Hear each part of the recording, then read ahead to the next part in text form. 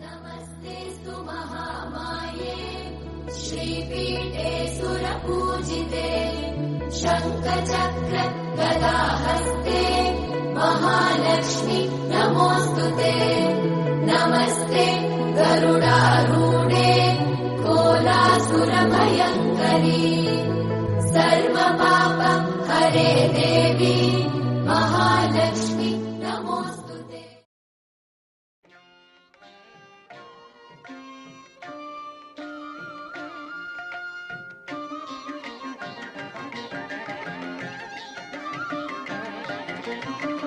ಲಕ್ಷ್ಮೀ ನಿನ್ನನ್ನು ಪೂಜೆಯ ಮಾಡುವೆ, ಕರುಣದಿ ನೀಯನ್ನ ಸಲಹಮ್ಮ ತಾಯಿಯೇ.